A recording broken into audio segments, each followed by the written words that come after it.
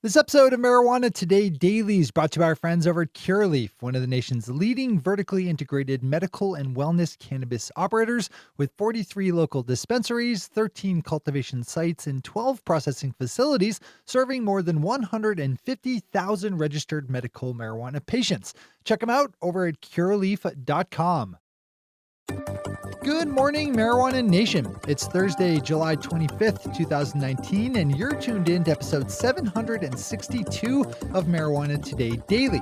I'm your host, Shay Gunther, and I'll be walking you through today's marijuana news and headlines. As always, we have a full and busy day of cannabis news in our hands, so let's jump right into it. BNN Bloomberg grabs today's top spot with an exclusive story looking at Canadian licensed marijuana provider CannTrust, which remains embroiled in scandal after news broke earlier this month of a large-scale, off-books, unlicensed cannabis cultivation operation the company ran and hid from health inspectors. BNN Bloomberg dug up internal company documents that shows just how high the knowledge of the unlicensed cultivation setup traveled within the company, with the document showing a meeting held between employees, including high-level vice presidents, during which they discuss speaking about the project with company CEO Peter Aceto. CannTrust has ceased all sales in recent weeks following the breaking of the news and has seen its stock price plummet. Open this one up and read this story. As always, we have all the news we cover linked to on our website at mjtodaydaily.com. Washington returns to the top headlines as troubles that have plagued the state's seed-to-sale tracking system persist, leading state cannabis officials on Tuesday of taking the unprecedented step of telling legal marijuana operators that they could just come up with their own workarounds to tracking the business they conduct with other legal industry operators. The whole fiasco is leading to a lot of voices from the state calling for the tracking system to be disabled and abandoned entirely. Washington has been trying to successfully implement the Leaf Data Systems tracking program made by Akerna, formerly MJ Freeway, but has seen service outages and other disruptions pop up almost since starting up.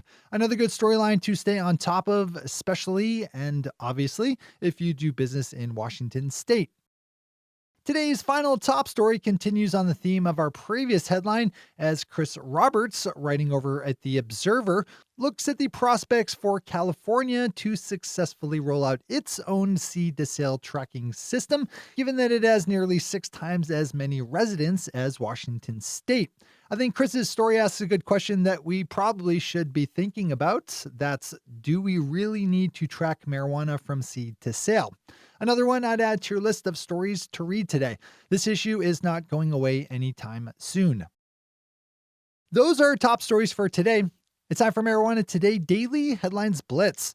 Before we blitz out on headlines, let's quickly thank our sponsor, Curaleaf, one of the nation's leading vertically integrated medical and wellness cannabis operators with 45 local dispensaries, 13 cultivation sites, and 12 processing facilities, serving up more than 150,000 registered medical marijuana patients.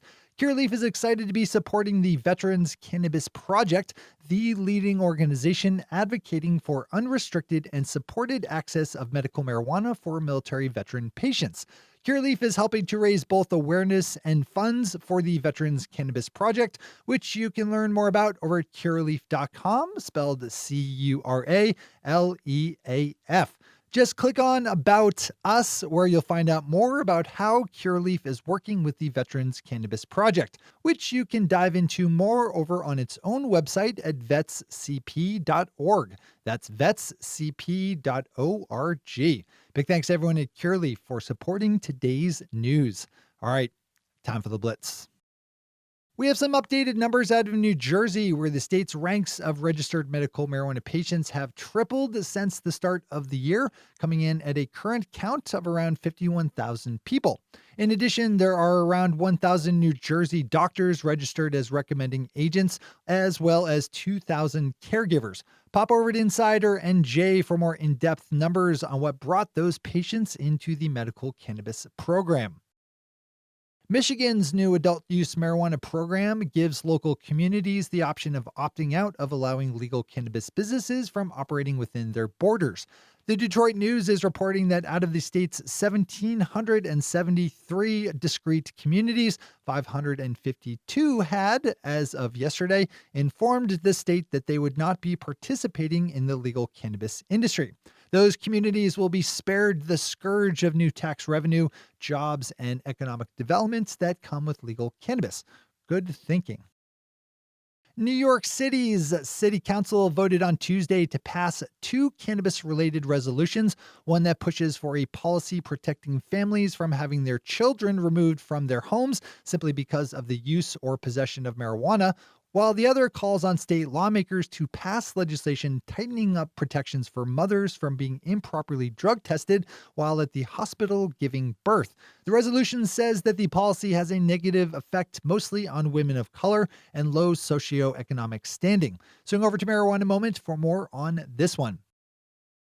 New Cannabis Ventures has a good guest post up by attorney Jeffrey Hamilton and law student Hillary Mimnaugh, in which they outline the details behind the program California is running to stave off troubles in its legal cannabis industry involving the mountain of marijuana business licenses that were set to expire this year, well ahead of the state being ready to properly process their reapplications.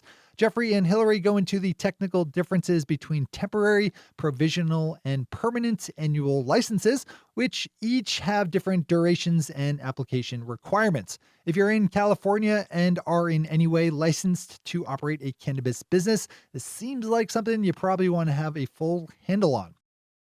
The Washington Post has a good story up talking about the difficulties that large marijuana brands have in advertising their products and services, given that they are involved in a federally illegal drug.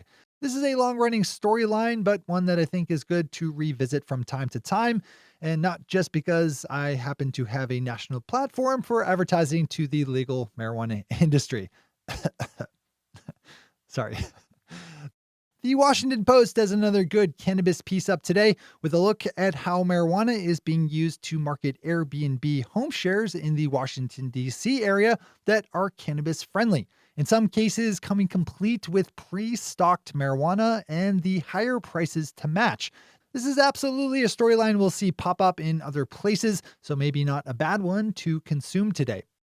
Our final story this fine Thursday is a longer form look at how Michigan's transition to a more highly regulated marijuana industry is going in terms of its ranks of licensed cultivators. Leafly's Marjorie Steele finds that, as it stands today, Michigan's cultivation industry has been grabbed up, for the most part, by a small group of large operators, with 67 of its largest sized licenses having been given out to just 29 operators, while just 9 of its smallest sized licenses have been awarded and just 1 of its mid-sized license type. In a day full of readable headlines, I'd add this one to the pile for sure. Those are the headlines and news for the day. I'll be back with you again tomorrow morning with another information-packed episode of Marijuana Today Daily. But in the meantime, if you have any stories to share or feedback to give, zip us an email to headlines@mjtodaydaily.com. And while you're clicking around the interwebs, swing over to our website at mjtodaydaily.com to find links to all the news we cover. Thanks to our sponsor, Cureleaf, and to all of our awesome Patreon listeners for the support that makes this show possible. To join the illustrious ranks of the Patreon listeners yourself, swing over to our website at mjtodaydaily.com and click on that big blue button at the top of the page that says Become a Patron. I'm your host, Shay Gunther. Thanks for tuning in and starting your day with marijuana today.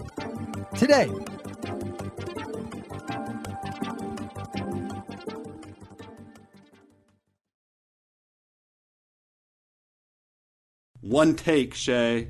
One take.